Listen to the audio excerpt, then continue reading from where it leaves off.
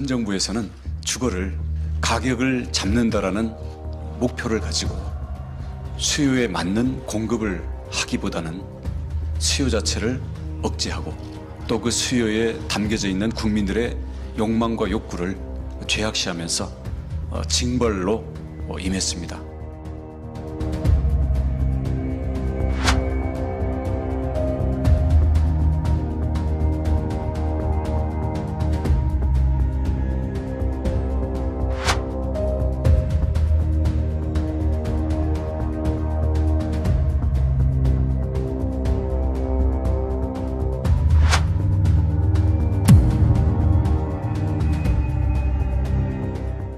시청자 여러분 안녕하십니까? 시사포커스인 조경건입니다. 오늘은 전문가 세 분 모시고 하반기 부산 부동산 시장 살펴보겠습니다. 설문조사를 통해서 나온 시민들의 생각도 들어가면서 토론 진행하도록 하겠습니다. 나오신 분 소개하겠습니다. 강정규 동의대 부동산 대학원장 나오셨습니다. 네, 반갑습니다. 반갑습니다. 이영래 부동산 서베이 대표 나오셨습니다. 안녕하십니까. 네, 반갑습니다. 서동우 한국주택금융공사 부장님 나오셨습니다. 안녕하십니까. 네. 자, 한 가지 여쭤보고 시작하겠습니다. 이거는 퀴즈입니다. 하반기와 내년까지 과연 이 부동산의 집값의 가장 중요한 변수 한마디로 말씀해 주시면 원장님. 예. 고금리가 시작됐는데 고금리의 인상 속도와 그리고 지속 여부라고 생각을 하고 있습니다. 네, 대표님. 네, 저도 금리에 대한 이제 속도라든지 폭이 상당히 중요할 것 같습니다. 네, 부장님. 네, 금리 상승폭과 대출 규제가 중요하다고 생각합니다. 세 분 말씀이 정말 맞는지 연말이나 연초에 한번 따져보도록 그렇게 하겠습니다. 네, 그림 보시면 하반기 부산 부동산에 미칠 최대 변수가 뭐냐에서 1위가 금리 인상으로 되어 있고요. 2위가 대출 등에 대한 규제라고 되어 있고 그 외에 또 몇 가지가 있는데 우리 원장님부터 좀 설명을 좀 해주시죠. 예, 뭐 우리 시청자 여러분들과 우리 시민 여러분들이 설문조사에 응답한 결과대로 금리 인상이 가장 큰 시장에 미칠 변수라고 저 또한 생각을 좀 하고 있습니다. 이 금리가 중요한 것은 결국은 그 대출을 현재로서는 받기도 어렵지만 받는다 하더라도 과연 지금 정도의 고금리를 감당할 수 있을까라고 하는 의문을 생길 수밖에 없고 특히 그동안의 내 집 마련을 조금씩 아끼셔서 내 집 마련을 하려고 하는 무주택자분들 입장에서는 대출을 꼭 받아야 하는 입장, 특히 우리나라의 내 집 마련을 하시는 분들에서는 10분 중에 7분이 대출을 받아서 집을 산다는 통계가 있습니다. 대출을 받는 상황 속에서 이렇게 금리가 높게 올라가게 되면 과연 이 금리를 어떻게 감당하고 갚아 나갈까라는 우려 섞인 목소리가 나오기 있기 때문에 내 집 마련에 안 나서실 거로 보여지고 있고요. 또 투자하시는 분들도 마찬가지입니다. 아무리 세금이 높더라 하더라도 집값만 올라가지고 또 이자만 낮다라고 하면은 대출을 받아서 집을 사실 텐데 그렇지 못하는 상황이 전개되고 있습니다. 더 나아가서 이게 또 얼마만큼 지속될지에 대한 여부도 무척 중요할 것으로 생각이 되고 있기 때문에 금리 인상에 대한 이야기가 나오는 과정 속에서는 정말 큰 변수 중에 하나로서 집값에 큰 영향을 미칠 것으로 생각을 하고 있습니다. 네, 우리가 알지만은 또 얘기를 들으니까 충격이 됩니다. 10분 중에 7분은 대출을 받아가지고 주택을 마련한다. 우리 대표님 어떻게 생각하세요? 네, 뭐 부산 시민분들도 이제 그만큼 이 금리에 대해서 이렇게 촉각을 곤두세우고 있다라고 이제 할 수가 있는데요. 일단 이제 과거에 이제 이 부산뿐만 아니라 전국적으로 이제 집값 폭등을 일으켰던 가장 큰 원인이 2020년 5월달에 이제 했었던 그 기준금리 인하였다라고 볼 수가 있습니다. 그래서 그 당시 이제 역대 최저 금리가 형성이 되면서 시중에 풀린 많은 유동성이 사실상 부동산으로 유입이 됐고 그래서 이제 부산 같은 경우에도 해운대 수영구 중심으로 해서 큰 폭의 상승세가 나타났었습니다. 그렇기 때문에 지금 이제 이 기준금리가 인상이 된다라고 하는 부분은 사실상 집값 상승의 원인이 사라지는 것이기 때문에 이게 이제 장기화가 된다라고 하면은 사실상 2020년 초반 수준까지도 집값이 돌아갈 수 있다라고 하는 우려까지도 나타날 수 있을 것 같습니다. 네, 우리 부장님.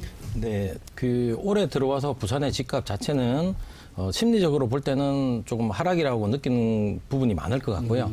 그렇지만 실질적으로 KB 부동산의 주택 매매 지수를 보면 올 1월부터 6월까지는 미약하나마 약 3.99% 정도 상승을 하는 숫자를 보였습니다. 그렇지만 어제 이제 한국은행이 또 빅스텝을 밟아서 금리를 인상한 것처럼 금리 방향과 부동산은 뭐 이론적으로나 실질적으로 반대로 갈 수밖에 없기 때문에 하반기에는 집값이 하향 안정화되리라고 생각합니다.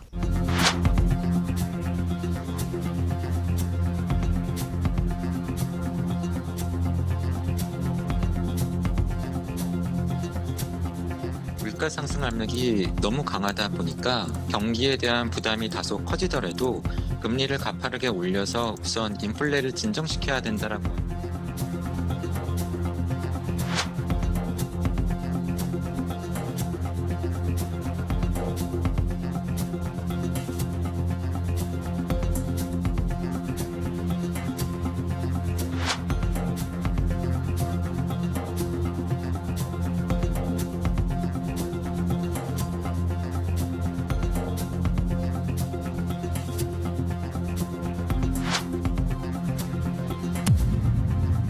금리도 올라가고 정부가 규제 완화에 대한 속도를 생각보다 느리게 하면서 주택시장이 상당히 좀 비정상적으로 돌아가고 있는 상황입니다. 특히 거래량 같은 경우는 좀 매우 낮아져서 지금 예년의 거래량이 한 25% 정도 수준에 그치고 있다는 통계도 나오고 있는 상황입니다. 문제는 이런 과정 속에서 꼭 집을 사셔야 할 분들도 계시고 또 집을 팔으셔야 할 분들도 계시는데 이분들을 위해서 정부가 좀 적극적으로 시장에 나서야 된다. 그래서 인위적으로 금리가 올라가는 것들은 우리가 제약을 할 수는 없는 상황이지만 이 금리가 올라가는 상황 속에서도 팔아야 할 분, 사야 할 분들은 분명히 있다라는 판단 하에 시장을 정상화로 돌리기 위한 작업은 진행을 해야 한다. 그중에 이제 대표적인 것들이 대출을 좀 이자가 비싸더라도 조금 대출폭을 늘리는 것, 그다음에 그 세금에 대한 것들 지금 정부에서 여러 가지 조정을 하려고 하긴 하는데 굳이 다주택자까지 거론하지 않더라도 이 다주택자에 대한 것들에 대한 범위를 좀 축소해서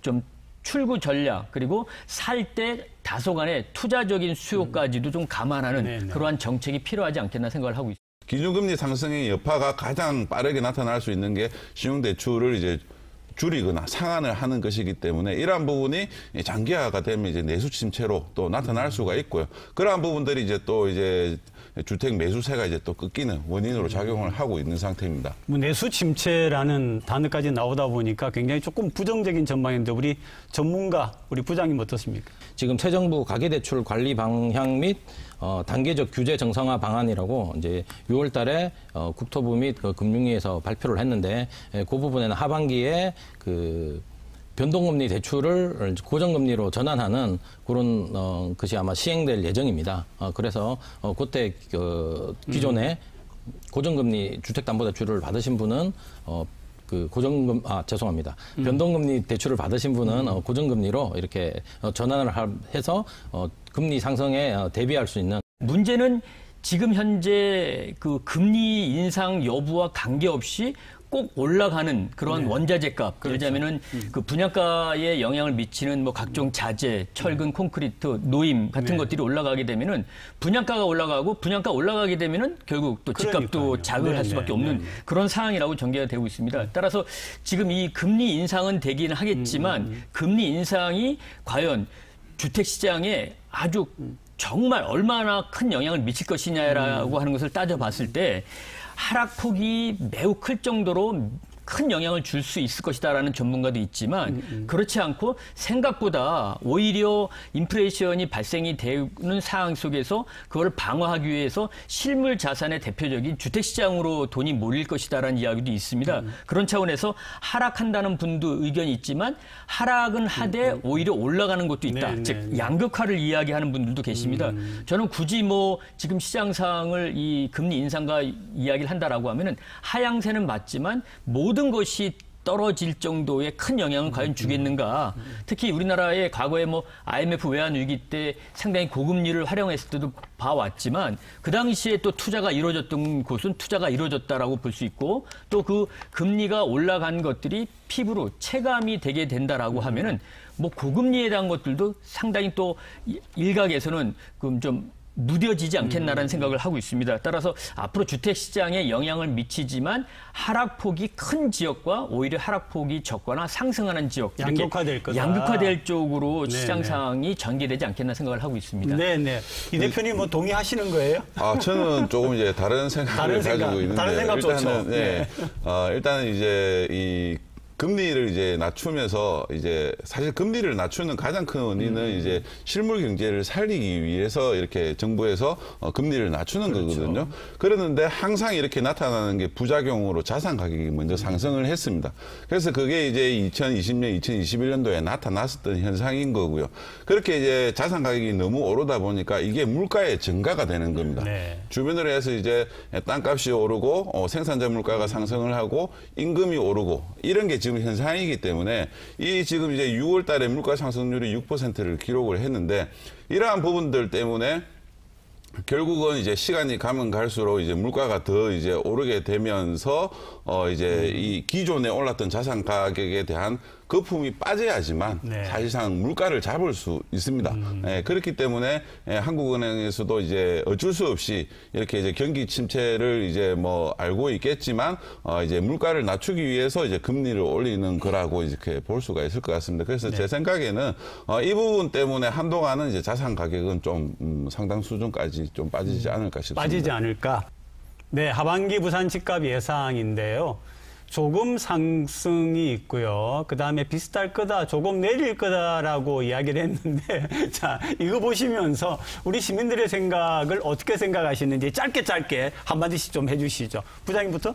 네. 짧게 해주시리고. 네, 여러 가지 집값 변수 중에 결국에 금리나 뭐 대출 규제 등도 있지만은 그 실수요자들이 어떻게 시장을 바라보느냐가 굉장히 중요한데요. 조금 하락한다는 부분이 지금 30%가 조금 넘게 나왔는데 저 부분과 저는 거의 뭐 생각을 비슷하게 하고 있습니다. 아, 그렇습니까? 우리 대표님. 네, 저도 뭐 이렇게 좀 하락할 걸로 이제 예상이 되는데요. 일단은 이제 금리 상승폭에 따라서 상승폭이 좀 달라질 것 같고, 네.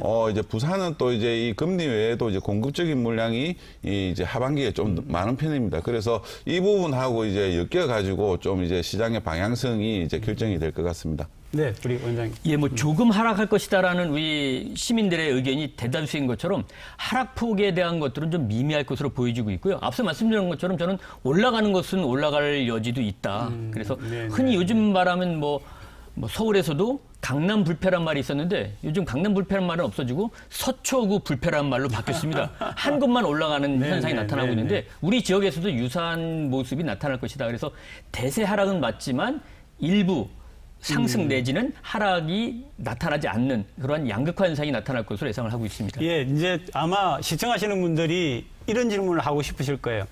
그래서 언제 사란 말이냐? 그래서 지금 사도 되느냐? 아니면 올해 연말에 살까? 내년 상반기까지 기다려볼게 이렇게 하면 뭐라고 대답하시겠습니까? 네, 일단은 지금 이제 상황이 이제 금리가 지금 계속 오르고 있는 상황입니다. 네. 그리고 이제 부산에 이제 입주 물량도 많이 이제 대기를 하고 있는 상황이고, 네. 그리고 집값도 이제 2년 동안 부산 평균적으로 50%가 올랐는데요. 해운대라든지 수영에 있는 재건축 아파트는 100%가 올랐습니다. 그래서 집값 자체도 이렇게 이제 전세 가격 대비해서 이제 전세 비율이 한 50% 정도로 차이가 나기 때문에 한동안은 이 기준금리가 이제 인상이 되다가 멈추는 상황까지는 최소한 좀 지켜보는 게 좋을 것 같고요. 그래서 이 시점이 저는 이제 내년 상반기나 이제 이 정도 시점이 되지 않을까 싶습니다. 내년 상반기까지는 지켜보는 거를 조언한다. 우리 이 대표님 말씀이고 원장님. 네. 저는 뭐 그 전체적으로 금리가 올라가기 때문에 뭐 지켜봐야 한다는 것들은 저도 공감을 하지만 이 개인별에 따른 여러 가지 차이가 있지 않겠는가. 그렇겠죠. 나는 돈이 뭐 대출을 받을 필요 없다라고 하신 분들은 오히려 가격이 떨어지는 이 시점에 집을 살라 하기도 하고 뭐 자녀들한테 하나 증여를 해주려 하기도 하고 또 투자진 목적으로 싼 가격으로 좀 더 하려고 하는 분들도 계시지 않겠나 생각을 해서 굳이 뭐 좀 더 기다렸다 이렇게 단언을 하기보다는 그 우리 방송을 시청하시는 시청자분들의 여러 가지 그 자금 여력 그리고 여건에 따라서 좀 달리 판단을 해야 된다. 그중에서 뭐 대출 이자에 대한 부담이 없거나 그리고 세금에 대한 부담을 좀 덜 느끼신 분들 같은 경우에는 오히려 말씀드렸던 것처럼 가격이 쌀 때 좋은 걸 사자라는 측면에서 선점하신다는 측면에서 좀 다소 공격적으로 여러 가지 내 집 마련 또는 그 투자를 하시는 것들이 맞다라고 보여지고 있고요. 다소 이제 소득에 따른 것들로 인해서 금리가 부담되신 분들 그리고 그 다주택자들로 인해서 세금에 대한 부담이 있으신 분들의 경우에는 아무래도 금리에 대한 것들에 대한 부담으로 인해서 조금 더 사항을 좀 지켜보시는 것들이 필요할 것으로 보여지고 있고요. 특히 그런 과정 속에서도 이 신규 새 아파트 분양을 받고자 하신 분들은 오히려 그 이 금리에 대한 여러 가지 변수가 크게 작용하지 않기 때문에 이 새 아파트를 분양받으시려고 하신 분들은 좀 굳이 뭐 시기를 따질 필요 없이 적극적으로 청약에 나서야 되지 않겠나 생각을 하고 있습니다. 네네. 서 부장님, 네. 금융공사 계신데 빌려서라도 사세요라고 말씀하시겠어요? 어떻게 하십니까? 사실 어제 그 또 금융통화위원회가 끝나고 한원 총재께서 뭐 당분간 고통을 감내해야 된다. 즉 이자에 대한 고통 그런 말씀을 하셨는데요. 당장 뭐 집을 이렇게 빚을 내서 사는 것은 뭐 소위 말하는 시장에 맞서는 그런 부분이기 때문에 굳이 시장에 맞설 필요는 없을 것 같고요.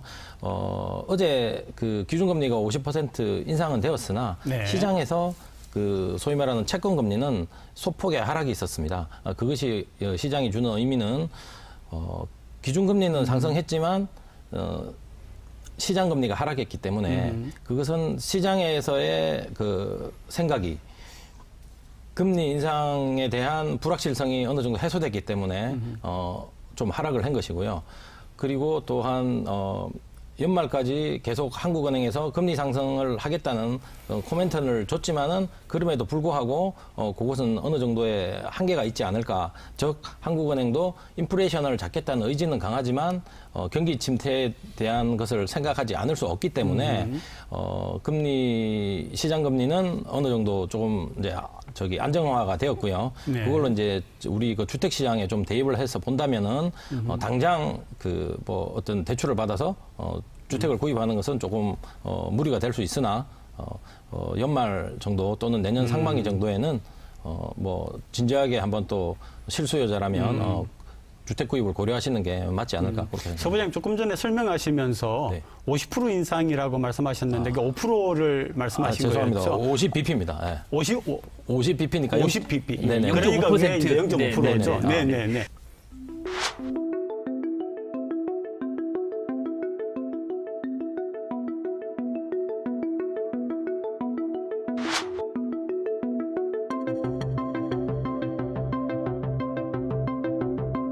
사 년 뒤에 한꺼번에 올리게 되고요.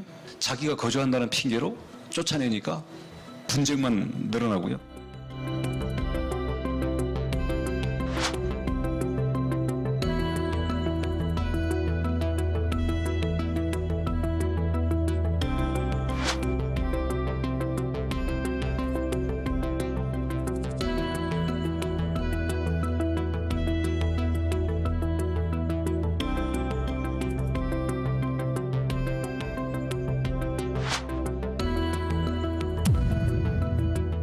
계약 갱신 청구권 그리고 뭐 8월에 전세 대란 예상 이렇게 나오는데 일단 간단하게 방금 보신 영상에 대해서 멘트만 해주시고요. 그다음 또 이제 시민들의 생각이 준비가 돼 있으니까 그거 한꺼번에 보신 다음에 본격 토론을 하겠습니다. 한번 방금 보신 영상 우리 원장님 어떻습니까? 예, 일단은 뭐 전세 대란 우려가 8월 전후로 나타날 것이다라고 얘기를 했었는데요. 최근에 입주 물량이 좀 늘어나면서 그런 우려가 조금 잠식되긴 하지만 여전히 4년 동안 사셨던 분들이 계약을 갱신을 해서 나가시거나 재계약을 하는 상황이 발생되게 되면은 일부 지역에서는 여전히 전세난에 대한 우려가 나타날 것으로 생각을 하고 있습니다. 네네. 사실은 전국 상황하고 부산 상황이 좀 다르지 않겠습니까? 지금 전국적으로 보면은 이제 수치 자체는 이제 마이너스를 기록을 하고 있고요. 지금 이제 한국부동산홈에서 발표하는 그 이제 주간 변동률을 보더라도 전국이라든지 이제 6대 강행시 전세 가격은 다 하락을 하고 있는 상황입니다.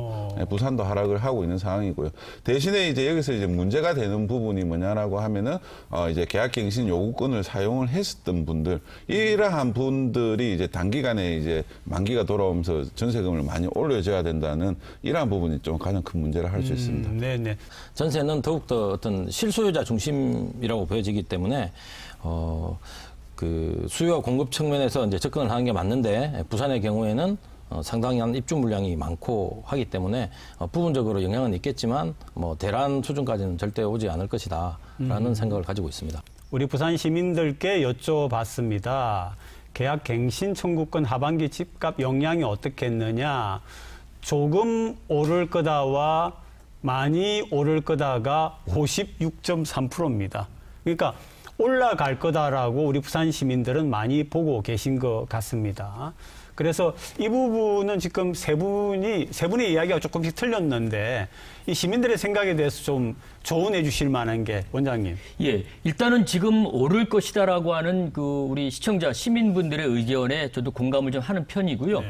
이 전세 시장도 지금 양극화될 가능성이 상당히 큰데 올라갈 곳은 일부 있다. 그 이유는 지금 입주 물량이 올해 같은 경우에 한 16,000호 정도 되는데요. 네. 예년보다 입주 물량이 많지는 않고요. 적정 입주 물량 정도는 되고 있습니다. 그런데 이제 문제는 8월 달에 앞서 방송에도 나오셨지만 그 4년 동안 사셨던 분들이 집을 옮기시거나 아니면 현재 그대로 거주하시려고 하시면은 재계약을 해야 하는데, 4년 전에 전셋값을 아무리 전셋값이 떨어진다 하더라도 4년 전에 전셋값을 그대로 유지하려고 하는 집주인들이 있겠는가라는 생각 차원에서는 네네. 가격이 올라갈 수 있다라고 좀 보여지고 있고요. 또 하나는 지금 이 전셋값이 안정됐다라고 하는 것은 착시 현상 중에 하나가, 전세금을 목돈으로 올려주지 못하는 그 세입자분들이 안타깝게도 그 목돈으로 올려주지 못하는 전세 보증금을 월세로 전환을 해주고 있습니다. 그래서 이 월세 전환율이 지금 전체 임대차 계약 중에서 월세가 차지하는 비중이 10건 중에 6건까지 늘어났습니다. 네. 과연 이게 전세라는 제도가 우리나라에만 있고 전세라는 제도가 정말 우리나라 고유의 주거 문화다라고 하는 그런 이야기가 맞느냐라고 하는 말이 나올 정도로 월세가 가속화되고 있는 상황입니다. 네, 네, 특히 최근 들어서는 준월세, 준전세란 말까지 나오면서 월세에 대한 개혁이 늘어나고 있기 때문에 지금 전세 보증금만 가지고 전세값이 올라갔다라고 볼 것이 아니라 전세 보증금에다가 월세를 끼는 임대차 계약이 늘어나고 있다라는 것까지 전세금으로 환산하게 되면은 생각보다 전세 시장이 상당히 불안하다라고 하는 것을 느낄 수 있다. 네. 그래서 저는 8월 달에 일부 지역에서는 전세난이 나타날 것으로 보여지고 있고요. 네, 또 네, 피치 못하게 월세를 집주인에게 줘야 할 안타까운 세입자분들도 많이 나타나면서 네. 전세 불안은 좀 일부 지역에서는 여전히 남아있지 않겠나 생각을 하고 있습니다. 그 일부 지역은 어디로 보십니까? 예, 그거는 뭐 특정 수요가 있는데 새 아파트 16,000호가 입주가 물량이 비교적 적은 네, 그리고 꼭 아이들 교육, 그다음에 내 직장에 따른 여건 때문에 거주해야 하지만 16,000호의 새 아파트의 입주 물량이 상대적으로 적은 지역들이 전세난의 우려가 있는 지역으로 분류가 되지 않겠나 생각을 하고 있습니다. 네, 이 대표님, 뭐 네. 완전 전문가신데 부산도 여러 지역이 있고 그죠? 네, 네. 조금 지역 차이 같은 거 조언을 좀 해주시죠. 네, 지금 보면 아무래도 이제 입주 물량이 많이 이제 집중이 되는 지역이 이제 전세 가격은 약세를 보일 수밖에 없고요. 지금 그 한국부동산 홈 그 통계 자료에 따르면은 전세 가격이 이제 가장 많이 이렇게 약세를 보이는 지역은 이제 강서구라든지 연제구 이러한 지역들이라고 볼 수가 있습니다. 그랬는데 지금 이제 시장에서 다 이제 불안해하는 요소는 뭐냐라고 하면은 계약갱신 요구권이 이제 임대차 입법을 도입을 한 게 2020년 8월 달부터 도입을 했거든요. 네. 그랬는데 사실 시장에서는 2018년 8월 이후에 이제 입주한 아파트에 전세로 이제 입주하신 분들이 가장 이제 문제라고 볼 수가 있습니다. 2018년 8월. 왜냐하면 이제 2018년도에는 부산의 집값이 하락을 하는 상황이었기 때문에 그 당시에 이제 입주를 했다라고 하는 거는 시장 가격보다 전세 가격이 상당히 낮은 낮았다는 가격으로 거죠. 낮았다는 전세를 거죠. 이제 입주를 했다라는 말인데 이게 이제 이 2년이 돌아오는 시점에서 계약갱신 요구권을 사용을 할 수 있게끔 바뀌었습니다. 그래서 지금 이제 4년이 지나가지고 지금 이제 다시 만기가 돌아오시는 분들이라고 네, 볼 수가 네. 있거든요. 그래서 이분들은 전세 가격이 체감적으로 2배 정도를 올려야지만 네. 이제 전세를 이제 재계약을 할 수 있는 네. 상황이 됐습니다. 그런데 이러한 이제 수요분들 외에 일반적인 이제 지금 전세 시장은 사실상 이제 약세를 보이고 있는 게 이제 시장 상황이기 때문에 이렇게 이제 좀 이제 이중 가격이 형성이 되고 있는 것도 사실 계약갱신 요구권을 도입을 하면서 발생된 문제 중에 하나라고 또 볼 수 있을 것 같습니다. 서 부장님, 전세 자금 대출 좀 잘 해주실 수 있겠습니까? 전세 대출 금리도 또한 오를 수밖에 없는 상황입니다. 물론 현재 주담내처럼 좀 급속하게 오르지는 않겠지만은 전세 대출도 네네. 뭐 저기 기준금리가 올라가기 때문에 은행에서 당연히 오를 수밖에 없는 부분이 있기 때문에 부담이 올 것이고요. 네. 그다음에 처음 그 우리 원장님이 말씀을 하셨지만 이제는 전세 여자가 제도라는 월세. 그 시장의 변화가 상당히 오고 있습니다. 월세, 아까 준전세, 뭐 준월세 이런 말씀하셨는데요. 그래서 그 어떤 법률적 또는 제도적 보완도 반드시 더 필요할 것으로 그렇게 보여집니다. 예, 그 전세자금 대출과 연관돼서 좀 말씀을 드리는데요.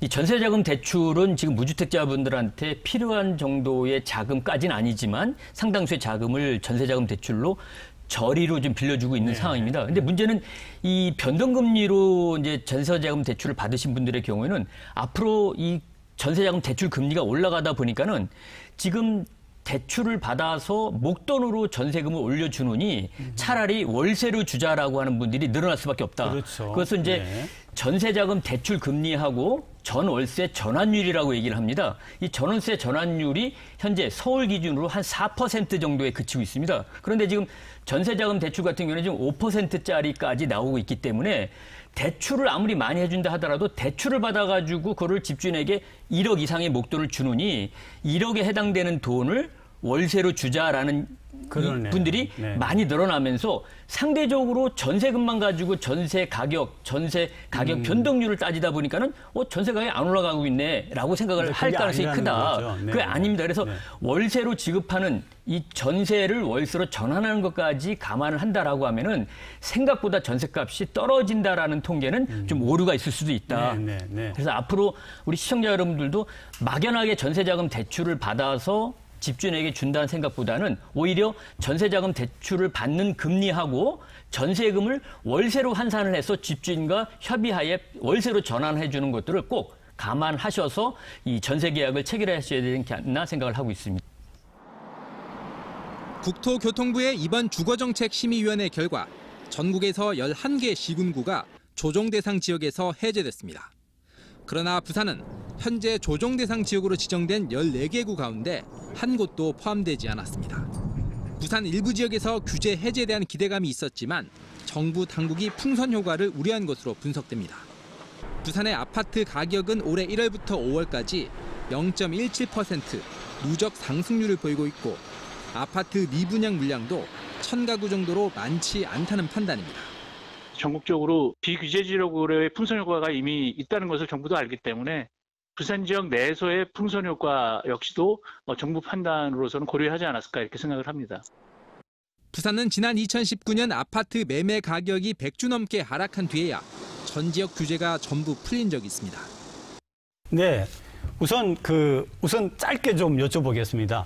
왜 우리는 해제가 안 됐습니까? 부산이. 예. 정부의 집값 안정 지조 네. 목표에 네. 도달하지 않았다라고 생각을 하고 있습니다.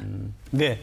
네, 일단 뭐 수치적으로 이 해제를 할 수 있는 요건이 안 됐다라고 이제 볼 네. 수가 있고요. 그만큼 이제 부산은 이제 해제 이후에 가격 상승에 대한 기대가 큰 지역이다 이렇게 본 것 네, 같습니다. 우리 부장님. 네, 역시 뭐 비슷한 말씀인데요. 그 정량적인 요건, 정성적인 요건도 두 개 네. 다가 아직 충족하지 못했다. 그렇게 생각합니다. 무슨 뭐 입시하는 것 같은데요. 정성평가, 정량평가인데. 예, 자, 그러면 이제 중요하게 여쭤볼 게 부산은 언제 해제됩니까? 그리고 해제되면 어떤 영향이 있겠습니까, 원장님? 뭐 네. 최근 들어서 제가 부산시에 계속적으로 이 조정 대상 지역에 대한 그 모니터링을 보고서를 제출을 하고 있습니다. 있는데 이 조정 대상 지역을 해제하는 요건은 지금 말씀하셨던 정량적인, 즉 수치적인 차원에서의 세 가지 요건이 있는데 안타깝게도 지금 현재 시점으로 봤을 때는 우리 부산의 14개 구군이 아직까지는 조정 대상 해제의 숫자적인 요건은 모두 충족을 못하고 있다. 즉 해제가 어렵다. 그런데도 불구하고 6월 달에 일부 지역에서 있었던 조정 대상 지역 해제에 대한 것들을 두고 보면서 좀 다소 아쉬운 것이 남는 것 중에 하나가 워낙 숫자적인 측면에서는 해제 요건이 되지 않지만 지역 경제 차원에서의 부동산 시장의 불안정화, 어떤 시장에 그 좀 침체가 있는 것들을 감안했을 때는 정성적인 판단, 즉 정치적 판단을 통해서라도 좀 해제가 되지 않았겠나 생각을 했었는데 안타깝게도 되지 않았습니다. 지금 부산시에서는 그 제가 알기로는 9월 전후로 해서 이 조정 대상 지역을 해제를 하기 위한 역량을 모두 쏟겠다라는 이야기를 듣고 있습니다. 9월 달 정도 되면은 정량적인 숫자, 즉 숫자적인 통계치가 해제 요건에 모두 충족은 되지 않지만 충족하는 지역이 나올 거로 보여지고 있고 9월 달 전후로 해서는 부산시에서나 우리 그 각종 단체에서도 이 해제 지역을 완전하게 좀 해제시키기 위한 규제 지역을 해제시키기 위한 그런 역량을 쏟아서 어느 정도 해제가 가시화되지 않겠나 그렇게 생각을 하고 있습니다. 네, 한 2달 정도 이렇게 주시하면서 지켜봐야겠습니다. 이 대표님 생각 어떠십니까? 네, 그 정부에서 이 조정 대상 지역을 이렇게 이제 지정하거나 해제하는 이 회의가 이제 통상적으로 6개월에 한 번씩 열리게 이제 되어져 있는데 이제 필요에 따라서는 이제 분기에 한 번씩 가능하게 되어져 있습니다. 그렇기 때문에 일단 9월 말 시점에 이제 조정 대상 지역에 대한 이제 해제 심의를 할 가능성이 높고요. 부산뿐만 아니라 이제 전국적으로도 많은 지역들이 해제가 될 걸로 지금 보여집니다. 그런데 이제 부산은 이제 이제 마이너스를 이제 기록을 하기 시작한 상황이고 어쨌든 지금 이제 9월 정도가 되더라도 분양 시장은 이제 상당히 이제 유지가 될 이제 가능성이 높기 때문에 조정 대상 지역에서 해제가 된다고 하더라도 이제 서부 상권 지역에 있는 일부 한두 개 지역에 이제 국한되지 않겠나 이제 싶고요. 그리고 이제 더 많은 이제 시장의 추세 변화에 따라서 이제 주변 지역까지 이제 확산이 될 가능성이 있을 것 같습니다. 그러니까 이제 이 대표님 말씀은 부산 전체 지역 중에서도 특정 지역은 그래도 또 여전히 예외가 될 가능성도 있다 이 말씀이죠. 네, 맞습니다. 네, 부장. 네, 그 조정지역 해제 자체는 뭐 하반기 예상이 되고요. 이 대표님 말씀하신 것처럼 부산 전체 지역이 아닌 일부 지역이 해제될 것으로 일단은 저도 생각을 하고 있습니다. 특히 뭐 늘 불려지는 해수동남, 해운대구 수영구, 동래구 남구 정도는 뭐 여전히 그 해제가 안 될 가능성이 상당히 저는 있다고 봅니다. 네, 그러시네요. 예, 지금 해수 동남 지역도 얘기를 하셨는데요. 지금 최근 들어서 이 동별 해제 요건에 대한 것들이 마련이 돼가지고 해수 동남 지역에 대한 것들도 뭐 정량적인 이제 숫자적인 측면에서의 충족도가 맞춰질 가능성이 상당히 많다. 다만 거꾸로 해제를 해주는 것에 따라서 숫자적인 측면의 요건은 맞았는데 정치적인 판단이 들어갈 수 있다. 즉 서울 강남이 여러 가지 규제가 남아 있듯이 부산에서도 제2의 도시인데 일부 지역은 규제를 해제할 경우에 뭐 풍선 효과 같은 것들을 우려할 수 있는 정치적 판단이 남아 있을 가능성이 있다라고 보여지는데 동별 해제에 대한 것들도 정부가 검토하지 않겠나 생각을 하고 있고요.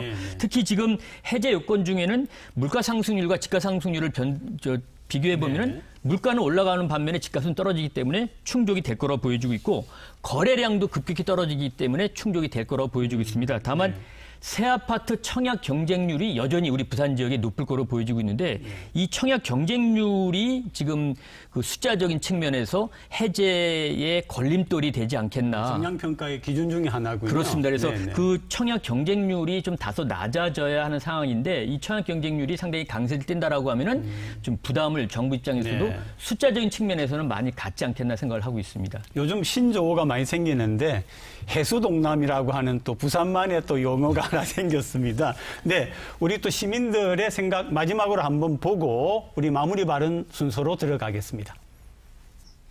네, 부산 조정 대상 지역의 적용 및 해제. 해수동남은 제외하고 해제한다. 38.3%고요. 전체를 해제해야 된다. 26.3%인데 여기에 대한 응답도 보시면은 무주택, 다주택이 조금 다르게 나타나 있습니다. 일단 이 그래픽에 대해서 짧게 말씀하신 다음에 마무리 발언 청해 듣도록 하겠습니다. 원장님. 예, 일단은 뭐 해제 지역에 대한 의견이 충분히 반영된 그런 설문조사 결과라고 생각이 들고 있고요. 뭐 해제에 따른 장단점이 있지만 그 해제로 인한 경기 부양 효과가 좀 더 크지 않는 차원에서는 그 지자체나 정부 쪽에서도 이 해제에 대한 것들을 좀 적극적으로 추진해야 되지 않겠나 생각을 하고 있습니다. 해제를 적극 추진해 주세요. 네, 대표님. 네, 지금 이제 규제 지역으로 지정이 돼서 이제 뭐 집을 못 팔거나 아니면 이제 대출이 이렇게 이제 묶이거나 하는 경우들이 상당히 많이 있기 때문에 네. 이제 다주택자들 이제 중심으로 해서 이런 이제 규제 해제에 대한 기대치가 이제 좀 더 높다라고 이제 보여지는 것 같습니다. 그래서 이제 시장에 대한 기대치하고 또 이제 실질적으로 이제 움직이는 방향하고는 또 이제 전혀 다르게 나타날 수가 있는데 지금 부산의 이제 주택 상황이라든지 이러한 여건들을 감안을 이제 하고 적정한 시점을 대비를 하는 게 이제 뭐 무리하게 이제 기대치를 이렇게 이제 가지는 것보다는 현 상황에 대해서 정확하게 판단하는 게 더 중요할 것 같습니다. 네, 서 부장님. 네, 저 조정 대상 지역 해제는 사실은 뭐 집을 가지고 있는 사람은 뭐 거의 열망이라고 표현할 만큼 뭐 해제에 대한 그런 욕구, 희망 이런 것은 강한 부분이 반드시 있는 거 있고요. 저도 뭐 개인적으로는 해제가 되었으면 좋겠다 그런 생각을 가지고 있습니다. 그렇지만 이제 정책 당국의 입장에서는 어떤 그 경기 침체 부분과 물가 상승 부분을 고려해야 될 부분이 있기 때문에 금방 그렇게 이제 어떤 실제 바라는 시민들과 주택 그 소유자의 열망에 부응을 못하는 부분이 있는데요. 그래도 뭐 어느 정도는 받아들여져서 하반기나 쯤에는 이루어지지 않을까 그렇게 생각하고 있습니다. 부산 시민들에게 좋은 참고가 될 수 있는 한마디씩 남겨주신다면 원장님. 예, 뭐 이 주택 그리고 부동산이라고 하는 것들이 누구에게는 기쁨 또 누구에게는 고통 여러 가지 희노애락이 다 있는 그런 그 재화 중에 하나가 아닌가 생각이 되고 있습니다. 가급적 새 정부가 출범을 했기 때문에 새 정부의 여러 가지 좋은 정책으로 인해서 우리 지역에 계시는 시민 모든 분들께서 부동산을 통해 가지고 그 좋지 않은 것보다는 여러 가지 좋은 그런 여러 가지 그 경제 활동에 대한 근간 그리고 그 생활에 대한 근간으로서 역할을 해주기를 정부 당국에 그 많이 기대를 하고 또 요청을 드리는 바입니다. 조정 대상 지역에서 해제가 되면은 가장 빠르게 이제 나타날 수 있는 효과는 이제 분양권 전매 제한이 이제 금지해서 이제 완화가 된다는 네, 완화가 되는 거예요. 그렇기 때문에 이제 분양권 전매가 상당히 활발하게 이제 늘어날 가능성이 있기 때문에 실소유자라면은 이제 이러한 이제 에 대한 부분을 이제 좀 고려를 할 필요가 있고 이러한 부분과 더불어서 아파트에 대한 이제 청약도 지속적으로 관심을 가지는 게 필요할 것 같습니다. 어제 한국은행의 금융통화위원회에서 이제 금리를 상승했고 그 앞으로도 연말까지 지속적으로 상승하겠다는 그런 의지를 이제 분명히 한국은행에서 그 표명을 했습니다. 네. 그렇지만 주택담보대출 금리 자체는 일부 언론에서 나오는 것처럼 뭐 7%, 8%까지 일부 생길 수는 있지만 대부분의 주택담보대출이 그만큼까지 가리라고 저는 개인적으로 생각하지 않습니다. 다시 시장에는 주택 시장에는 어떤 기회가 올 것이고 어떤 대출에 대한 부담에 대한 공포 이런 거는 좀 덜 가져셔도 될 것 같고요. 물론 실수요자시라면은 뭐 하반기쯤에는 또다시 좋은 기회가 오지 않을까 그렇게 생각하고 있습니다. 네, 자 지금까지 강정규 동의대 부동산 대학원장님 그리고 이영래 부동산 서베이 대표님 그리고 서동우 한국주택금융공사 부장님 수고해 주셨습니다. 대단히 감사합니다. 내 집 하나 가지고 편안한 마음으로 살고자 하는 것은 욕심이 아니라 권리입니다. 이 권리가 실현되지 못하는 상당 부분은 정책 잘못의 탓입니다. 오늘도 시청해 주신 여러분 대단히 감사합니다. 다음 주 목요일 날 꼭 다시 뵙도록 하겠습니다. 감사합니다.